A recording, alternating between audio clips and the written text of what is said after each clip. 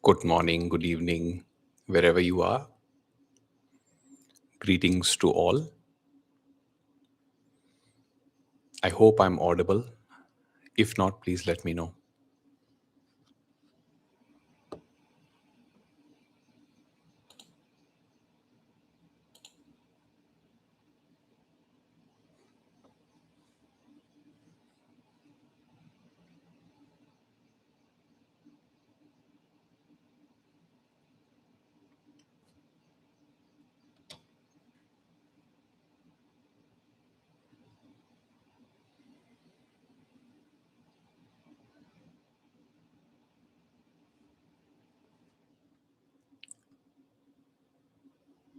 Oh, thank you.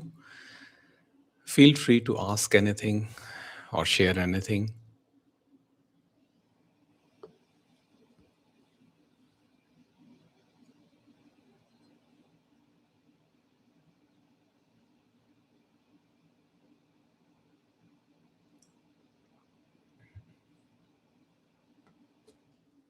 Good morning, Martina.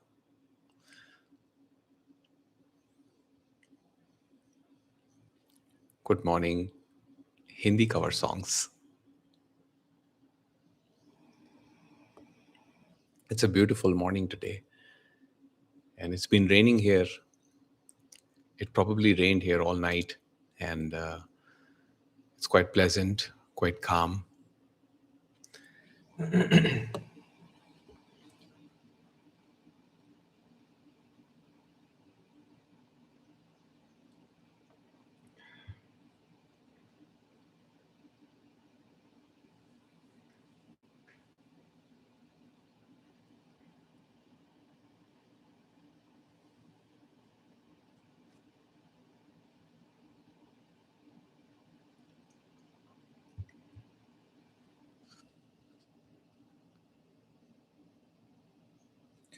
The basic concept is that all there is consciousness, which is source and substance of everything.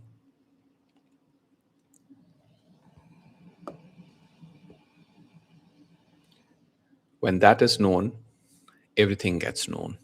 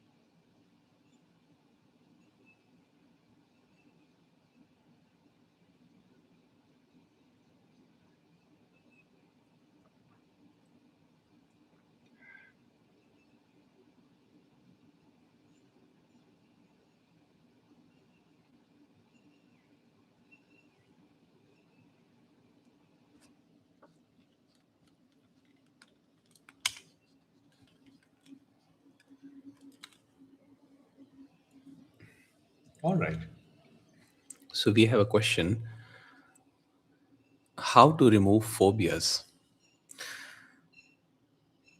The best explanation, conceptual explanation that I can give is what Papaji, HWL Punjaji, who was the direct disciple of Sri Ramana Maharishi, he said, look inwards and all psychosis will disappear. In this life, daily living, our attention is mostly outwards. We're trying to find solutions outwards. We are putting a lot of conditions, lot of expectations, lot of desires on life, people, situation, events.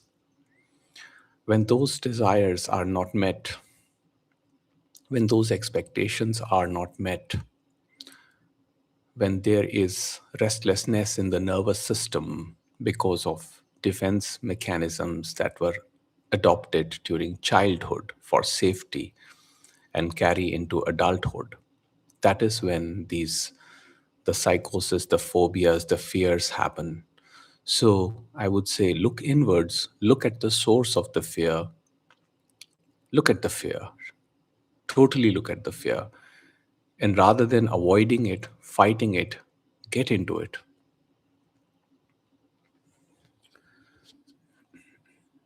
Okay, Jenny asks, can you please explain awareness? Awareness is simply this, here and now. Awareness is the end of conceptualization. Awareness is end of living in time, in the dead past, or in an imaginary future. So awareness is living in the now with total acceptance of what is, the flow of life, unaltered, unmodified, with total acceptance. That that simply is the awareness. And the best part is that it is so closer to you. In fact, it is the closest thing, it is the most intimate thing ever because it arises prior to thought. It is the substratum, it is the foundation of every thought.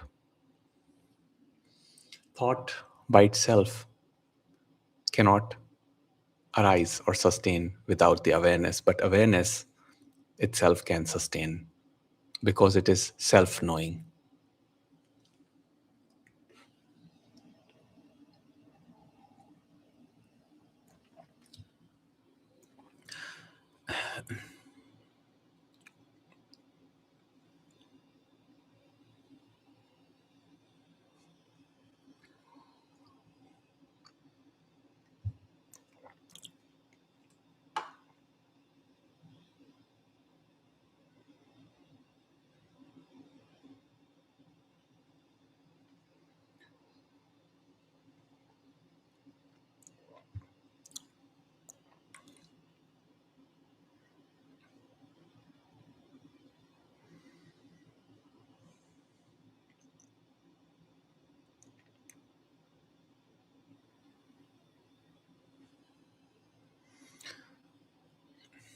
All right, unfulfilled sage man says, hey, look, it's another generic non duality Andy. Hi. Yes, it is another Andy. Looking inward at the sense of I am certainly hasn't stopped the cycle of treatment resistance, schizoaffective bipolar 1 disorder from kicking the absolute something out of me. Well, you haven't been looking inwards and you know it. You're still looking outwards. You're still reacting to life. So the generic non duality Andy says, try looking inwards. Wish you all the best, buddy.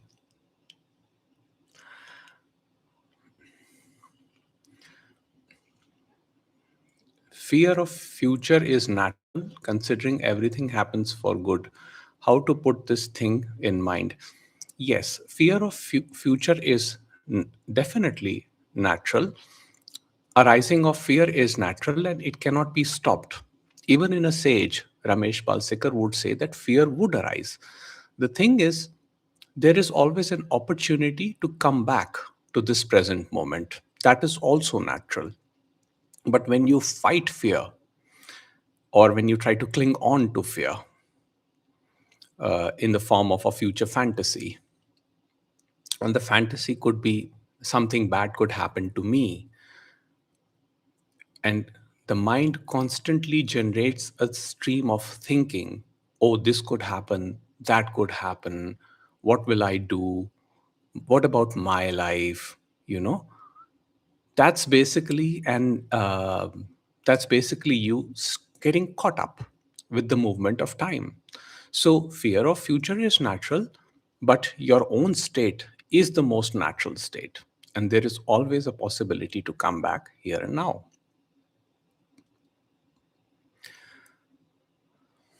Pranam, how to be at peace always. To be at peace always, you have to accept what is. Surrender to life, surrender to the flow of life. Ramesh Balsekar said something very interesting. He said that uh, we must not look for happiness in the flow of life, in a desired flow of life. I will be happy only when things go this way or that way, according to this or according to that. True happiness, true peace happens in the acceptance of the flow of life, in your attitude towards the flow of life. So, tomorrow, if life brings pain, I do not resist, I accept the pain. But in that acceptance, there is no suffering. So, there is a difference between pain and suffering. And to know that life is a series of alternating pain and pleasure, that total movement of life and its acceptance is peace. Otherwise, there is no other possibility for peace.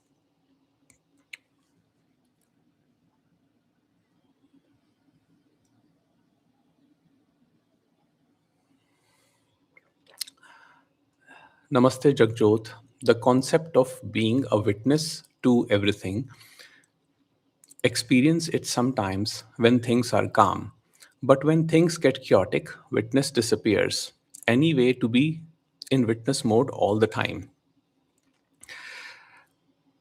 So, this is how it happens. I think Ramana Maharishi gave a beautiful example of a bucket in the well. So, think of a rope attached to the bucket, immersed at the bottom of the well. Now, initially, the rope gets pulled every now and then. Think of ropes as the thoughts. So, the bucket has to come out of the water. But eventually, the connection gets snapped. Then the bucket remains at the bottom of the well. Now, it is not that in witnessing there won't be emotions. No, emotional arisings will always be there, but they can be witnessed. To remain in the witness mode, be present to yourself. That is the only pointer. The movement inwards is the core pointer here. And even Thich Nhat Hanh, the late Buddhist monk, I think there is a very famous line which says, "The way in is the way out."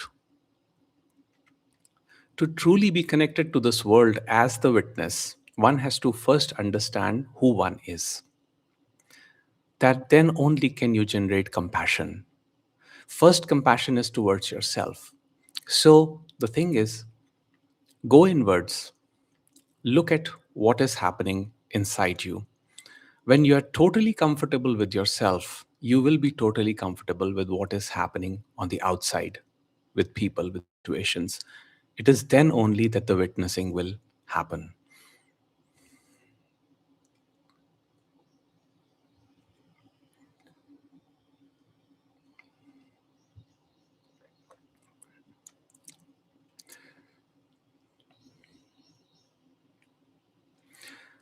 Why do we learn about spirituality only after going through suffering? Oh, beautiful question. You see, suffering is a potent pointer. Have we ever learned anything without suffering? We have learned through hardships, through broken relationships, through mental disturbances. That suffering is potent. And J. Krishnamurti would say it is a jewel if one can hold it, if one can be the spaciousness for the suffering. But the problem is, most of us, we just want to attack, we just want to take it out. And in that, we are escaping the suffering. So, An example would be not an example, but a symbolism would be the lotus and the mud. So Buddha said that there is no flowering without the mud. So garbage or, uh, you know, for example, when we plant a tree, we put a lot of garbage in the sand and that produces something beautiful. They are part of the same unit. Once this is understood, there is actually no one experiencing the suffering. You see, suffering is a very personal concept. There is a me, so there is suffering. When the sense of me is not there, there actually is no suffering. There is definitely pain. There is pain. There is a reaction to the pain, but there is no suffering. When it is accepted, that's the way out. So, yes, people have gone through suffering. That is when people come to this path. I mean, I have not seen many people who have just got insights without experiencing any suffering.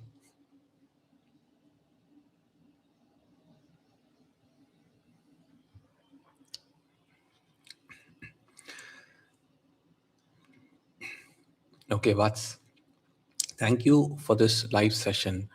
Where does purpose and ambition lie in your view? Well, in my view, I'm not concerned about the purpose, and ambition is practically dead in me. Ambition died the day I left, or I wouldn't say I left, but things left me. So, job left me, my belongings left me, what I thought was my own left me. Then I became purposeless.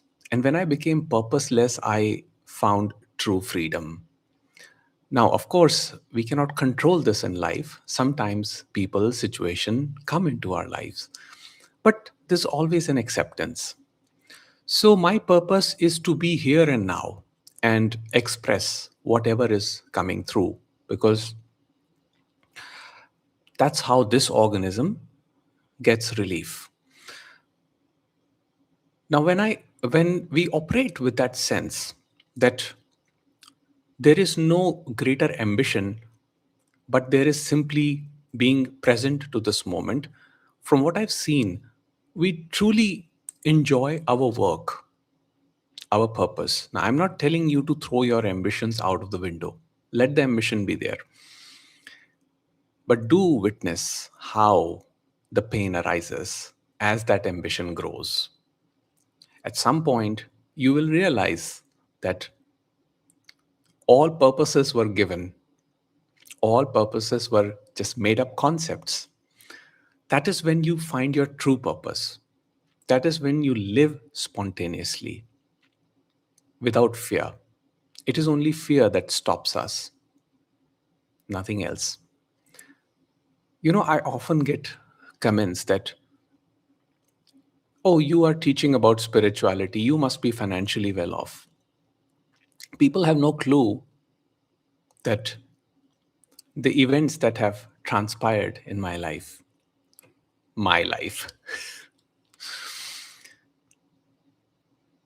I survive on donations. I live on donations, and my needs are very few. I don't own much. I have few belongings. Even this house where I am right now is not mine. And I'm quite peaceful the way things are. I'm quite adapting to the situation the way it is presenting. So, my purpose, my ambition is simply to be here and now. And basically, right now, my purpose is to answer your questions. So, that is it. But yes, when I had things, when I had resources, when I had money, then I didn't have peace. Now I don't have money. I don't have resources, but I have peace. And I have a lot of love too that I get from a lot of people, including you all a beautiful, wonderful community. Also, could you please shed light on the natural state? Does natural state mean let go and let your internal state flow? Does deliberate action or tapas not come into this picture? So the deliberate action, yes, your natural state is always here and now. So you have to be totally be present to allow that natural state to surface. And in that natural state, what you think is your deliberate action actually is the spontaneous action that is arising from the mind body organism according to its conditioning. So one can definitely make a deliberate action. For example, if you're sitting and you notice that you're experiencing tamas, okay, inertia, a spontaneous action may happen. A spontaneous intention may come up to just get up, walk, or work out, or do any other activity. You're not contemplating what will this do for me in future, how will this play out. So actually, in your internal state flow, all actions are deliberate, but it is the thinking mind, the mind that is concerned with an outcome, the mind that is tied to a purpose, where we have not even thought, where did I get that purpose from? Most of you got your purpose from people around you. They told you, you must do this, you must do that. You never sat quietly. You never contemplated, what do I really want? What is what is this which is happening? We never contemplate on that. That is where the true purpose arises from. Now, that said, it is important for the mind to work, it is important for the body to put physical effort. That is important because without that, you won't get good sleep. Hence, there won't be good quality of life. So, your mind has to work and your body has to physically exert. That is why um, even in my daily routine, there is a lot of working out that happens. So I do resistance exercises, and there are many other activities like walking, and I do a lot of walking actually. So it always comes out spontaneously. So I hope that answers the question.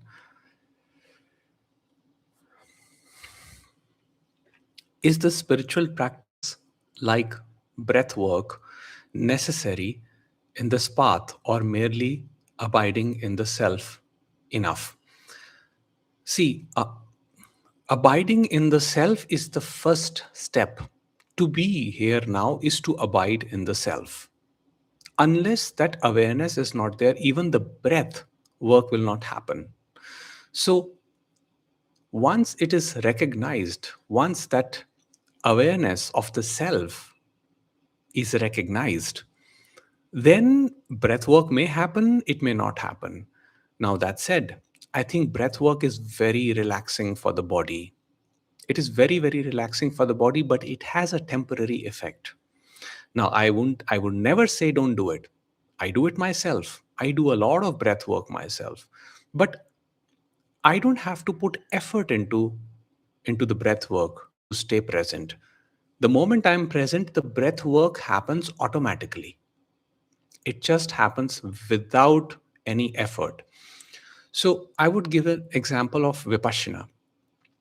Now, people think that they do Vipassana meditation, but it is not that they are doing Vipassana. The Vipassana is happening. The inflow of the breath, the outflow of the breath, while the attention is anchored to a point, let's say tip of the nose or some place, the breath work is already happening. Now, in that, as the variation in the breath happens because of a thought arising, okay, or a variation in the body happens with the thought arising, the breath, the speed of the breath starts altering. It starts changing, and then there is noticing of that changing in the breath, and that noticing is not a personal noticing. That is an insight. That is why Vipassana meditation is also called insight meditation. The moment awareness is put on that, the breath regulates by itself, body regulates by itself, heartbeat regulates by itself without you trying to control or manage anything. You try this. If you try to control your breath or force your breath in a particular way, you will never be relaxed after meditation. And many people make this mistake. So I do advocate breath work if that's your, if that is something which brings you peace and calm. But yes, awareness is fundamental.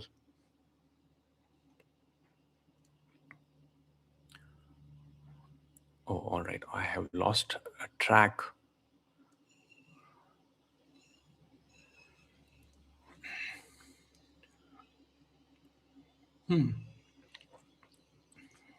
Lastly, are we all selfish, including sages, and should be rightly so, since every action seems to be motivated by self interest or happiness in some way?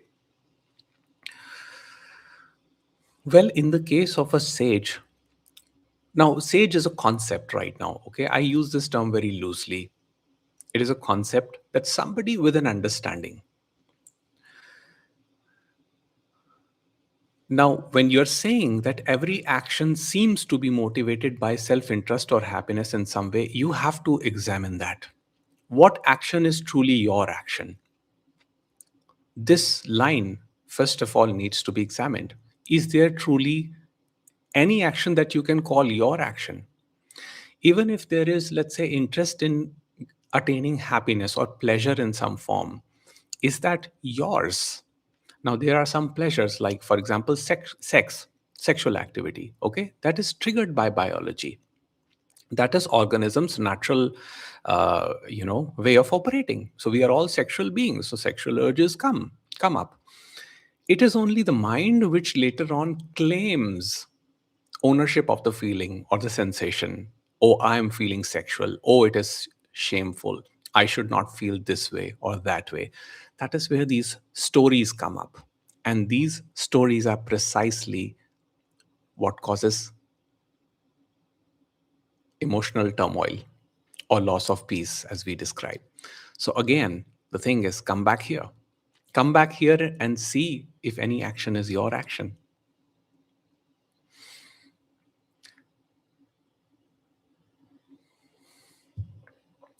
Okay, Martina says, I love your honesty, love your humor. Oh, thank you, Martina.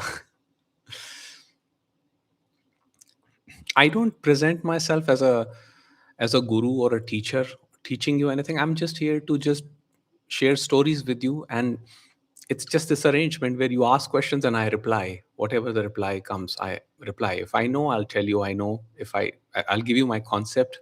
If not, then I'll tell you I don't know.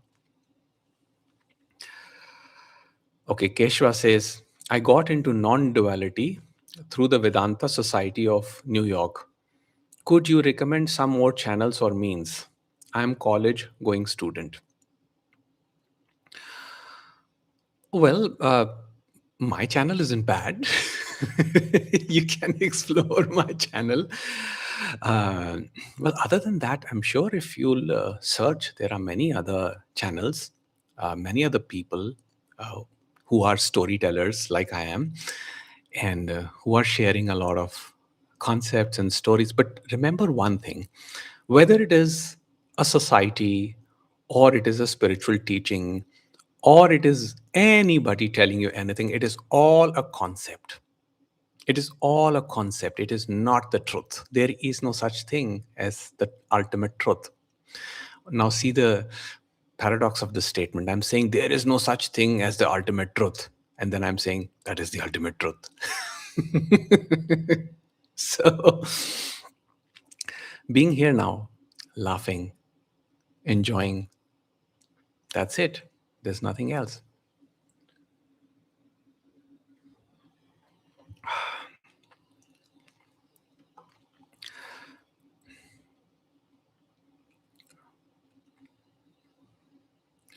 Okay. Another question. Is it okay to do body healing meditations of a renowned person side by side? Okay. I don't take the name because you skipped my comment when I took the name last time. Oh dear, I don't skip your comment because you took the name. I sometimes skip comment because the stream is fast. And I'm a very you seeing my glasses, sometimes it's a bit of a challenge. So I don't deliberately skip anything, but sometimes some things get missed. Yes, if somebody is expressing a lot, then I don't comment on that because I give them the space to just, give their expressions. Okay. Oh, again, I've lost you. Where are you? Yeah. Yes, it is perfectly okay to do any kind of meditation, because even if you think of a renowned person, okay, it can be your guru, it can be some famous guru, whoever. The thing is that image of that person is generating a sweetness in your heart. Okay, so eventually it is taking you closer to your own essence. So this is a part of Maitri in Buddhism, which is unconditional friendship with oneself. So sometimes it takes the form of an subject and an object. So subject being you, and object being your teacher, your person, who it can be anybody. It can be your guru, it can be your teacher, your children, your spouse, boyfriend, girlfriend, parents, or even an abstract image. Whoever you think is who can generate that sensation of love within you. It is perfectly okay. And yes, all these meditations, they provide tremendous healing, and I highly advocate, whatever is your method, you do it. My job here is to just bring you to the fundamental awareness, because that is the point where all these possibilities arise. Without awareness, there is no possibility. If you're caught up in the stream of thinking, you won't even remember to do breath work, you won't even remember to do meditation. And also, it is important to note that there is no goal of improvement here. The meditation is not going to make you into a better person. If you're doing the meditation to become a better person, you're still caught up in an idea of what a better person is. All it's just going to do is that the ultimate objective is to basically get to know yourself, get to know what is going on within, get to ultimately get to that vastness, that spaciousness within you, that awareness within you, that is making all of this possible. All right, Martina. So when the quality of life diminishes, when the body is old, it becomes yet another state of consciousness. It is ruthless surrender of what we thought we should control. Yes, Martina. And this was a great realization from a great realization of Buddha. When Buddha was in his palace and enjoying the pleasures of life, he was not aware of reality outside, what was happening outside. There were forces at that time that were shielding him from life. But you see, nobody can actually shield you from life, because that's the nature of life. It just flows. So when he went outside, he saw sickness, he saw old age, he saw death and decay, which started the inquiry. And in all of us, this is, this is something that happens. The suffering happens, either personal suffering or suffering of another, which leads us to this path.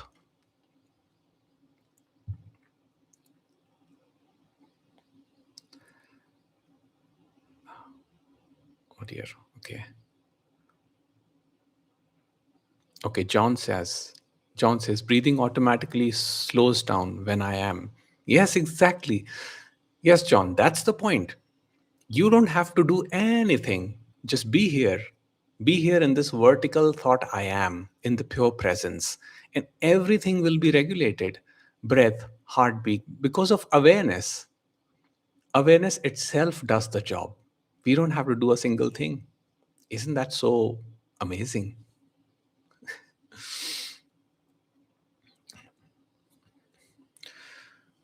For someone lacking discipline and a mental illness, how does one continue to trust the natural path that is on and continue to trust God's will. As I said, suffering will teach you lacking discipline, judging yourself for lacking discipline, labeling yourself for having a mental illness condition, remaining with this idea that I am this limited mind body organism that is suffering. One creates more and more suffering for oneself. If one totally accepts the conditioning that it is this way, one finds relief. One finds the capacity to trust God's will or the natural path, whatever you want to call it. It is only when we are resisting, when we are labeling ourselves, when we are being hard on ourselves, that we, question if this is ever going to free us or not. The thing is that if the mental constructs dissolve for you, then you're free right now. It doesn't mean that your behavior will modify. Your behavior may still be the same. And because of that, you may have to make some adjustments in society with people around you. But you will be, you will not berate yourself for having a conditioning, and you will have the ability to trust God. So just look inwards. There is no other pointer. Look inwards and see what is happening, and the trust will come. It will happen, and your natural path will also show up. I wish you all the best.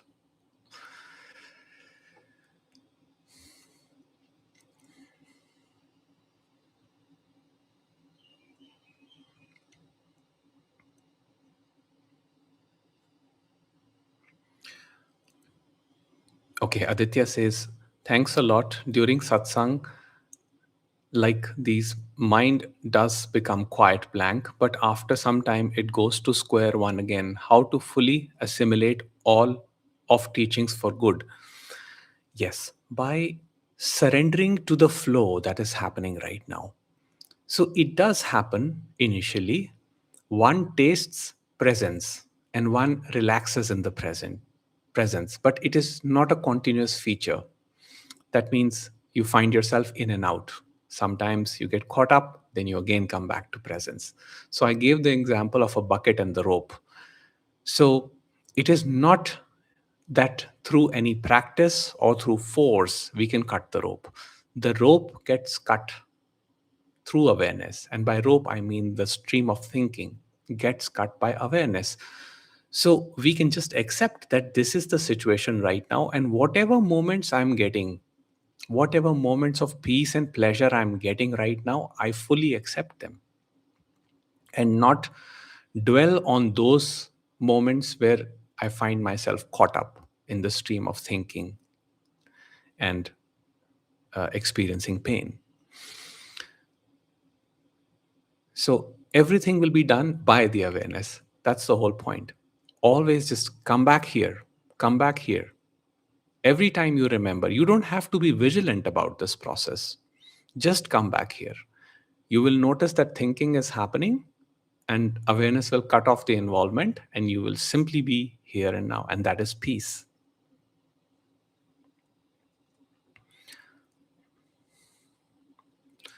Okay, Keshwa Bajaj, let me rephrase how did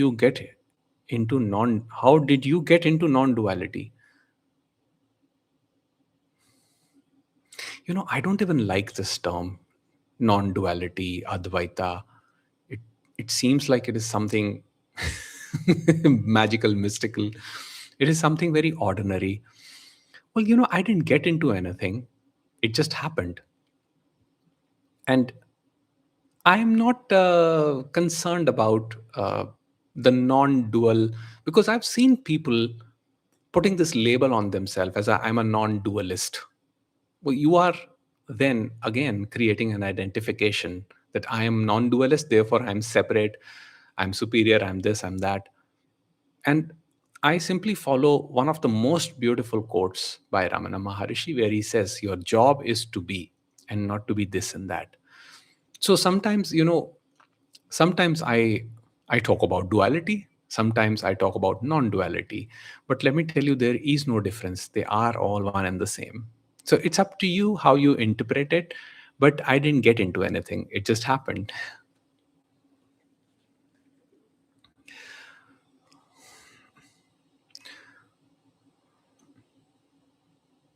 Okay, so Sarvatra says, he's not my guru. The renowned person is teaching healing, Dr. Joe Dispenza. Will it distract me from my own path? I have a guru too. No, you are perfectly where you're meant to be. So let the distraction also happen if it happens. If a detour also happens, let it happen. So you can meditate on anybody that generates compassion in you, generates that sweetness in the heart for you. Do that.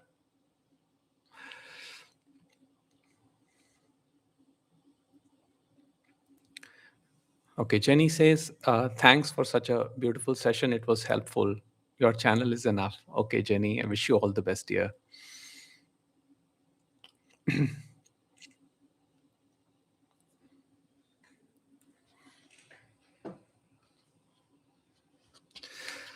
There is a dilemma. Kunal says there is a dilemma is whether to react or accept instantly. But being practical is important. Though solution automatically comes, but acceptance sometimes may delay solution. So a dilemma. Well, you see, it is not in your control to react or accept instantly. But the awareness whether you are reacting or accepting or not accepting, that is always there. So the acceptance that I talk about also includes the small organisms not being able to accept certain thing. For example, in my case, when I see aggression and violence, okay, I do feel restless. And in that moment, immediately the witnessing starts, where it is seen that this organism is designed to not like aggression. And that sort of again creates that baseline natural state. It brings me back to peace, and it helps to detach with whatever is happening. So uh, accepting this dilemma is a part of the process. See the dilemma, see the confusion, see where the two forces are colliding. One force says what I should do, and one force is what is happening. There is a divide between the two. When that gap finishes, there is no dilemma, there is no confusion. Okay, Keshwa says, like, I want a framework in how to explore Advaita more. I would just say, know yourself, go within, and everything else will show up. The right teaching, the right guru, if it is destined for you, the right person, the right book, the right environment, whatever is destined for you will show up. There is only one exploration that is going within and investigating, who am I? There is no other, uh, at least in this path, in this teaching, there is no other exploration, because every time the pointer is to just go inwards.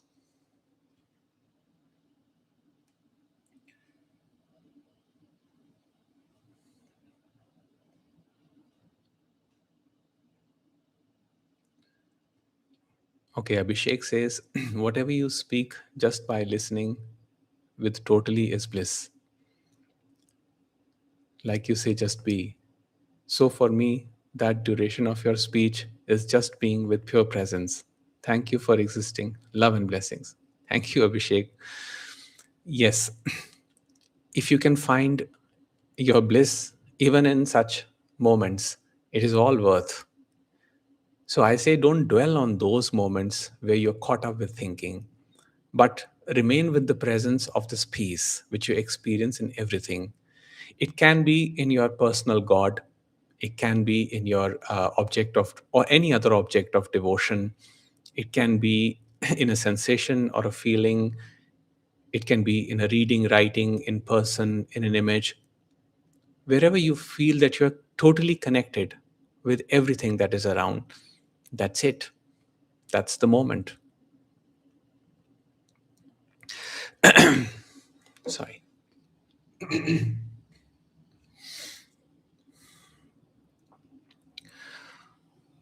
Okay. Vatse asks, what does a realized non-dual person feels like from inside? Are they externally relaxed and in the let it happen phase? Do they feel like a river is flowing through them? Yes. I would say the second question is, they do feel, there is a feeling that a river is flowing. But you see, this phrase, realized non-dual person, there is no such thing as a realized non-dual person. Realization means that a crack in the personality has happened. There is no fixed personality. So sometimes I feel relaxed, sometimes I feel restless, sometimes I feel happy, sometimes I feel sad.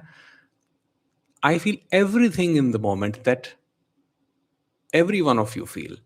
The only thing is, there is no story or narrative running in my mind about people, about person, about situations. So I do not live with this story that somebody did bad thing to me, some suffering happened to me.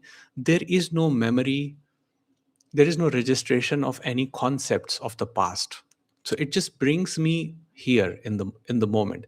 Let's say I may even feel jealous of somebody, I may in a moment.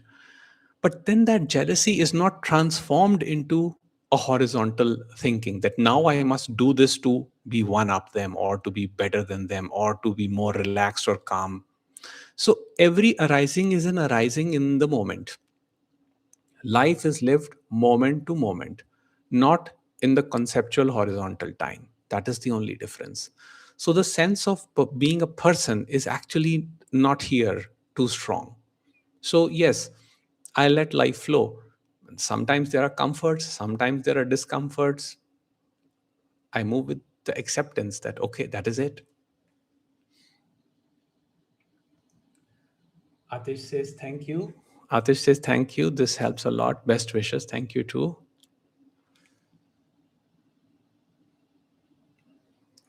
How to keep coming back in simple steps? Just come back. There is no way, there is no method. Whenever you remember, whenever the remembrance happens, come back here. That's it.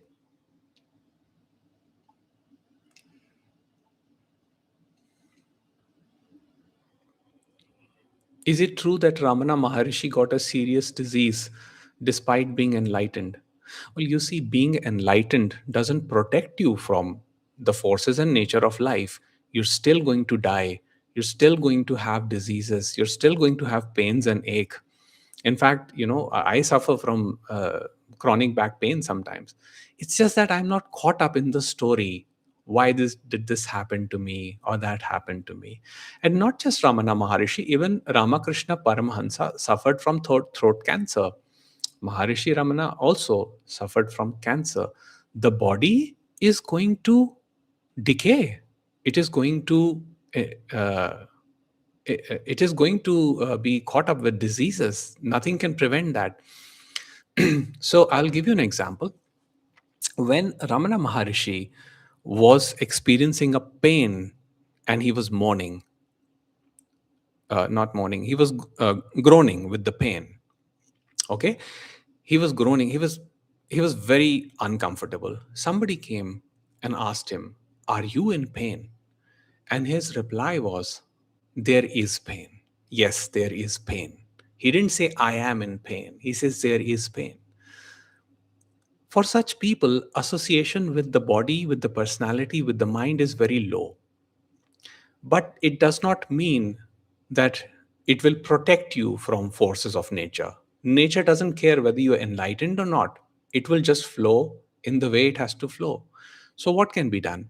The only thing that can be done to ensure peace in daily living is to accept that flow of life, of nature.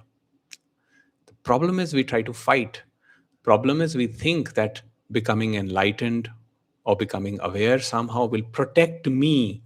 That me itself is a problem, you see?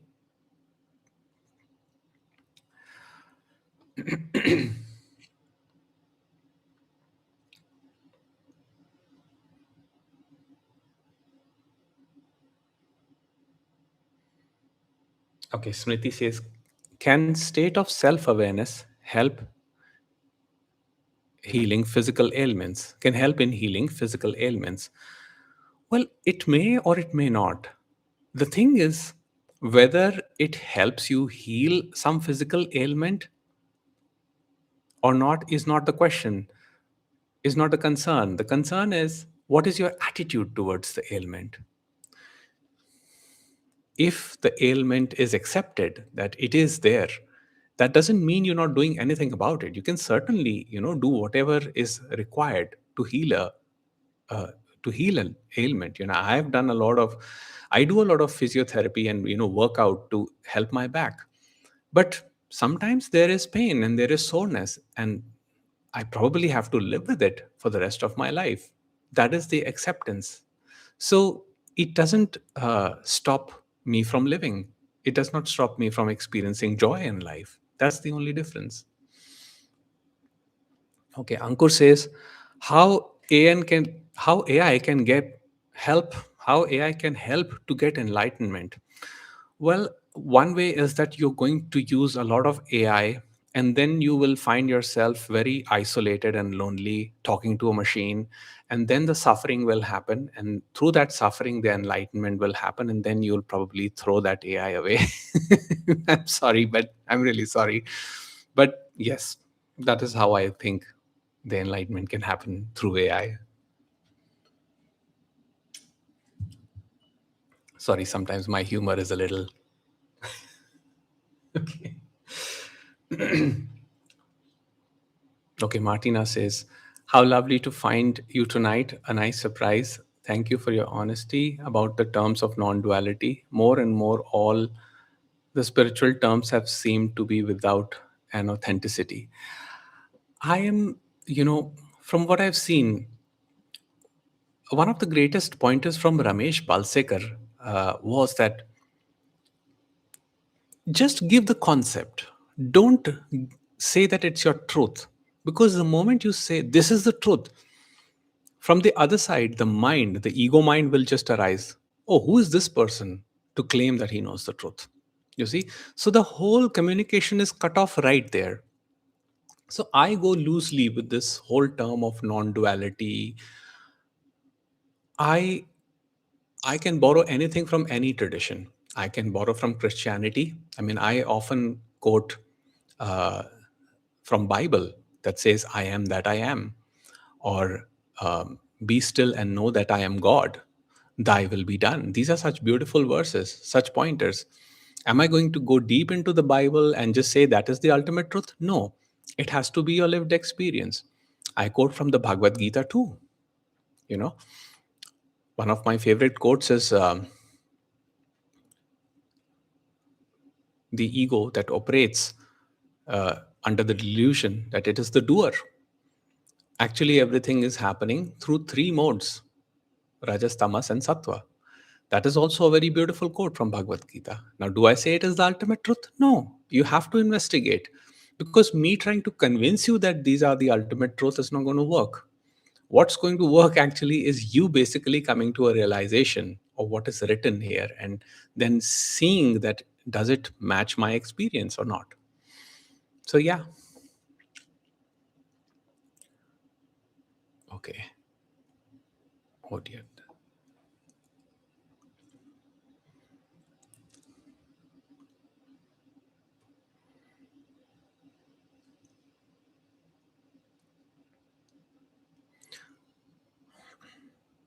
Okay. Kattar Hanuman Bhakt says, you say that there is no happiness after awakening. Oh dear, when did I say there is no happening? There's no happiness after awakening. No, no, I didn't say that. But anyways, but I feel immense happiness all around. It is like an intoxication, even in sorrow, everything seems beautiful, the flowing energy without doing anything. Amazing. You have arrived. Perfect.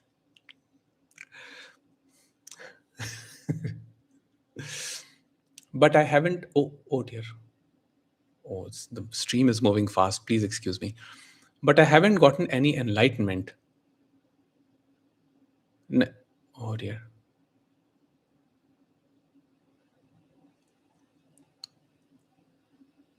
Just give me a moment. Sometimes the stream is so fast that it takes me time to catch up. But I haven't gotten any enlightenment, and I don't feel like it either. Well, that's perfect. I would say high five. Even I don't have any enlightenment, and I don't even want it. Perfect.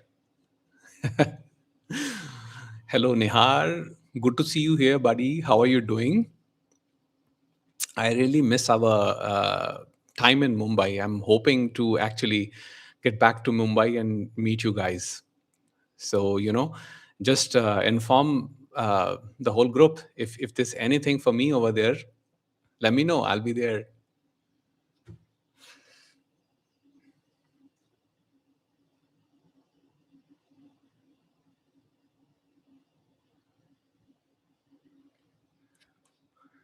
Okay. So, one question is, I get so confused trying to live non dual. I understand it intellectually, but I haven't realized it. Can you help me make a breakthrough? This is a very common question that was often asked, that is often asked. Even Ramesh Balsekar would get this question, and Nisargadatta Maharaj would get this question too.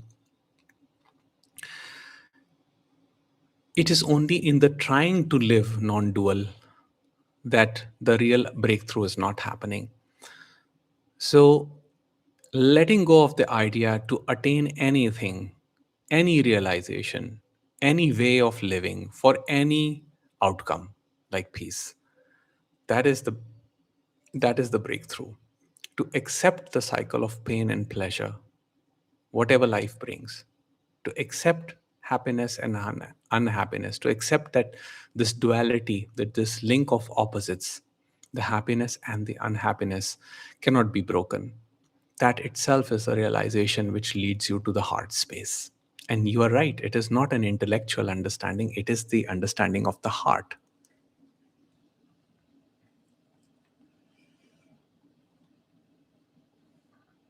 Kunal says, Sir, you must have exhausted answering. Have a rest. I care for you. Oh, so sweet. Actually, yes, but that's why I got my coffee. This coffee gives me strength to answer your questions.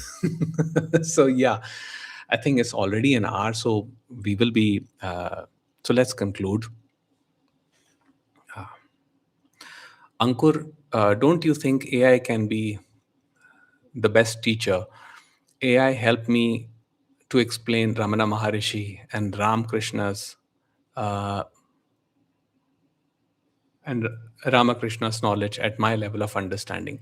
Well, dear, everything is helpful. And, if you think that the AI helps you that way, then by all means, go for it. The only thing is, the real knowledge is not in books and concepts. The real knowledge will actually come when you go inward. Now, whether it happens through AI or it happens through books of Ramana Maharishi or it happens from the writings of Ramakrishna Paramhansa, it does not make a difference. But it really, you know, um, but it really is important to go inwards. That is where I put the most emphasis. Okay, so I wish you all the best. Okay, Abhishek, thank you so much for your generous contribution. I really appreciate it. Thank you so much. Uh, Abhishek says, I have requested you so many times to please read and give us some pointers from UG Krishnamurthy's talks. He is rude, but closest to explain how separate self functions. Please do it. Okay. Next, in our next live or next satsang, we will exclusively focus on Krishnamurti's teachings. Now, I would also request you or suggest that you take a look at the talks that happened in Mumbai. Uh, which you can find on my YouTube homepage, because I have talked a lot about. I'm sorry. You said UG Krishnamurti. Sorry. I mistook him for Jiddu Krishnamurti. Okay, UG Krishnamurti. Okay, we will cover UG Krishnamurti's concept also. Yes, he was rude, but he was rude in a very beautiful way. So that can also be explored. All right, we'll do that too.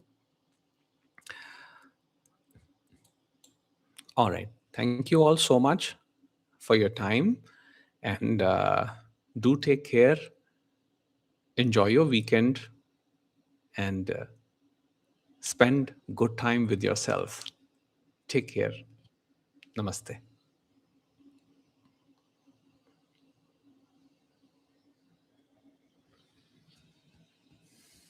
Thank you. Thank you, Nihar. Thank you, everybody.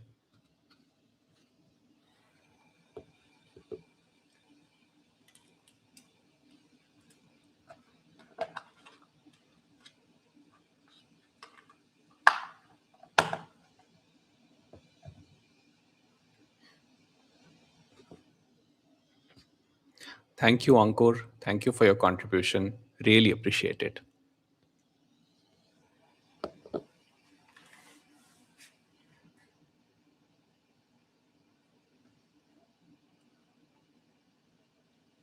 Good.